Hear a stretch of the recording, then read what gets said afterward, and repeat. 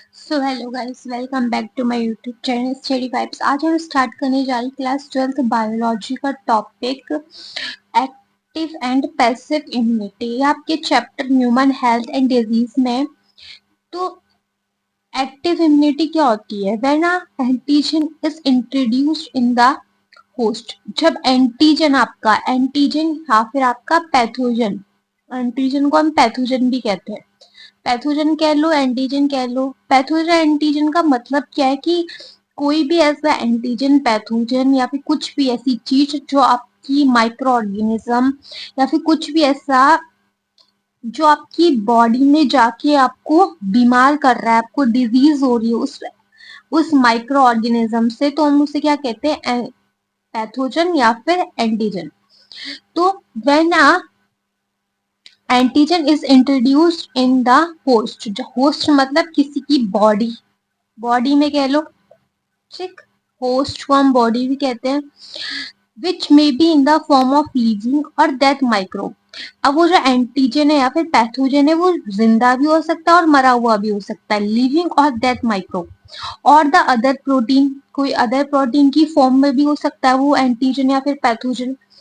Antibody are produced in the host is called active immunity. अब देखो इसका मतलब क्या है। When antigen is introduced in the host, जब एंटीजन आपके होस्ट में मतलब आपकी बॉडी में गया है एंटीजन, तो वो एंटीजन कैसा हो सकता है? वो लिविंग भी हो सकता है, डेथ माइक्रोब भी हो सकता है और अदर प्रोटीन की फॉर्म में भी हो सकता है। तो अब क्या होगा? एंटीबॉडी प्रोड्यूस्ड होंगी हमारी बॉडी में, तो उसके लिए हम उसको हम क्या कहते हैं? Active immunity. जब पैथोजन या फिर एंटीजन हमारी बॉडी के अंदर गया, तो वो एंटीजन किसी भी टाइप का हो सकता है, लिविंग, डेथ या फिर किसी भी अदर प्रोटीन में। तो हमारी बॉडी क्या करेगी? हमारी बॉडी क्या करेगी? उसके लिए एंटीबॉडी प्रोड्यूस्ड करेगी, एंटीबॉडी हमारे अंदर रेडी होगी, तो हम उसको क्या कहते हैं? Active immunity. अब पैसिव इम्यूनिटी क्या होती है? When the readymade antibody is produced in the host. अब क्या हुआ? एंटीबॉडी हमारी बॉडी के अंदर बनेगी पर वो टाइम लेती है बनने में। हमने पढ़ा था primary response, secondary response. Primary response बहुत स्लो रिस्पॉन्स होता है, एंटीबॉडी बहुत टाइम में जाके बनती है।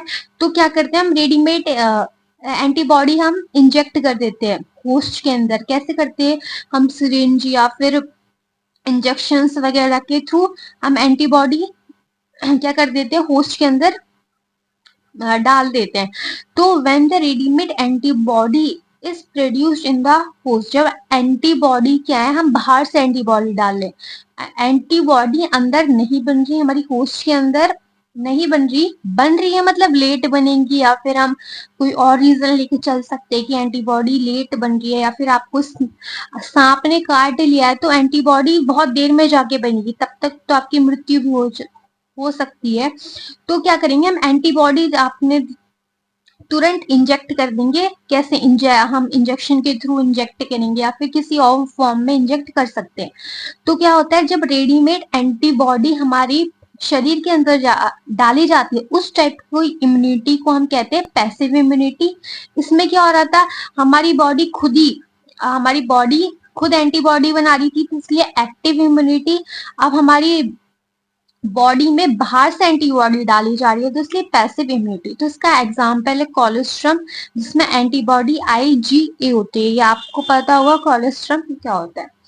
Vaccination and immunisation. वैक्सीनेशन क्या होता है? आपने सब मैंने सुना होगा, वैक्सीनेशन या फिर इम्यूनेशन।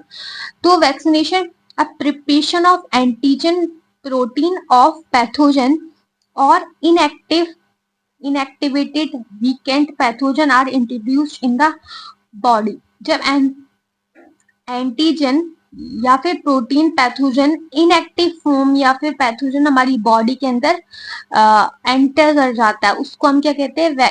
कहते नहीं है।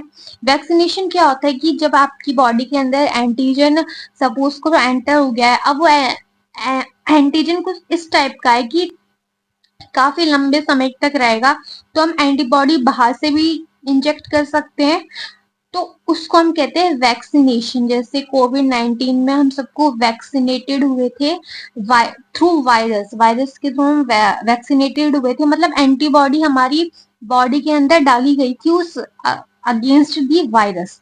तो ये वैक्सीनेशन होता है। नेक्स्ट देखते हैं एलर्जीज। एलर्जीज क्या होती है? आप सबने सुना होगा कि एलर्जी है, किसी को पॉलन ग्रेन से एलर्जी है, किसी को डस्ट से एलर्जी है। बहुत अलग अलग टाइप्स की एलर्जीज होती हैं हर किसी को तो नहीं होती, किसी किसी को होती हैं। वो फर्क पड़ता है कि वो बंदा किस एनवायरनमेंट में रह रहा है, कैसे उसके सराउंडिंग्स है।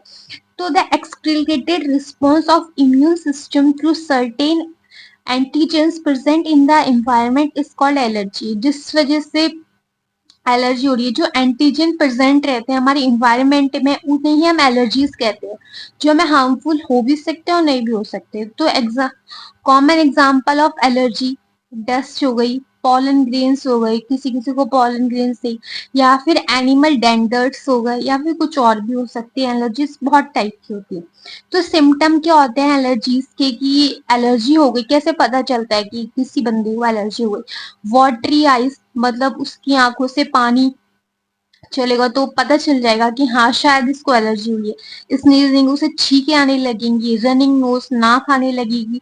डिफिकल्ट इन ब्रीदिंग, सांस लेने में दिक्कत होगी। तो ये सिम्टम्स है जिससे हम पता लगा सकते हैं कि एलर्जी हो गई है। Allergy is due to the release of chemical like histamine and serotonin. अब ये एलर्जी किसकी वजह से होती है? एक केमिकल प्रोड्यूस होता है। Allergy is due to the release of chemical like, एक केमिकल रिलीज होता है जिसका नाम है हिस्टामिन या फिर सेरोटोनिन। एलर्जी दो केमिकल के रिलीज होने की वजह से होती है, एक तो हिस्टामिन और एक serotonin. Some drugs which are useful in allergies, कुछ ड्रग्स हैं जो हमारी एलर्जी में हमें यूजफुल रहते हैं। एग्जाम्पल एंटीहिस्टामिन, मतलब ये दवाइयां हैं जो हम, अगर हमें एलर्जी हो गई है तो उससे हम ही ठीक हो सकते हैं। एंटीहिस्टामिन, हिस्टामिन से क्या हो रहा था? एलर्जी हो रही थी। और एंटीहिस्टामिन से क्या हो रहा है? ये एक ड्रग का नाम है, मतलब एक दवाई का नाम है ये। तो इसको लेने से हमें एलर्जी कम हो जाती है। एड्रेनालाइन, इसको भी लेने से एलर्जी कम हो जाती है। सरोइड, इसको भी लेने से हमारी एलर्जी कम हो जाती है। These all drugs are quickly reduce the symptoms of allergy। और ये जो ड्रग्स है, ये जो दवाइयां हैं, इनको लेने से बहुत जल्दी हमारे सिम्टम्स, मतलब ये जो सिम्टम्स दिखाई दे रहे थे, ये कम हो जाते हैं काफी हद तक। नेक्स्ट है आपका ऑटो इम्यूनिटी। ऑटो इम्यूनिटी क्या होता है? When the body of ours do not differentiate between self and non self.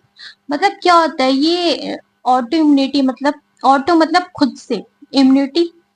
तो ऑटो इम्यूनिटी क्या होता है? जब हमारी बॉडी पता नहीं लगा पाती, डिफरेंशिएट नहीं कर पाती कि कौन सी सेल्स या फिर कौन सा ऑर्गन हमारा खुद का है, कौन सा बाहर सा है। सपोज करो किसी ने ब्लड दिया, तो वो पता नहीं लगा पाती कि ब्लड हमारा ही है, हमारी बॉडी का ही है, या फिर कहीं बाहर से आया है। मतलब एंटीजन ये वो पता नहीं लगा पाती कि एंटीजन है, वो रख लेती है उसको। तो वो सेल्फ और नॉन सेल्फ में डिफ्रेंशिएट नहीं कर पाती, इसको हम ऑटो इम्यूनिटी कहते हैं। Like that body attack self cells, this result in the body, मतलब उसे पता नहीं चलता कि ये सेल्फ है, तो क्या करती है? खुद के सेल्स पे, खुद के आरबीसीज पे, डब्ल्यूबीसीज पे अटैक करने लग जाती है। इससे क्या होता है? ऑटो इम्यूनिटी डिजीजेस हो जाती हैं। वो खुद के ब्लड में जो डब्ल्यूबीसीज आरबीसीज रहते हैं, वो खुद पे अटैक करने लग जाती है। मतलब हमारी इम्यूनिटी हमारे पे ही अटैक करने लग जाती है। इसको हम क्या कहते हैं? ऑटो इम्यूनिटी डिजीज कहते हैं। एग्जाम्पल है इसका। तो क्या होता है जब हमारी बॉडी डिफ्रेंशिएट नहीं कर पाती, जब सपोज करो किसी का ऑर्गन ट्रांसप्लांट होना है, तो वो डिफ्रेंशिएट नहीं कर पाती कि ये हमारा ऑर्गन है या फिर किसी और का ऑर्गन है, या फिर किसी से ब्लड डोनेट हमने लिया है, तो वो डिफ्रेंशिएट नहीं कर पाती कि ये ब्लड बाहर से आया है या फिर ये हमारा ही है। या फिर आपने वो देखा होगा। Thank you.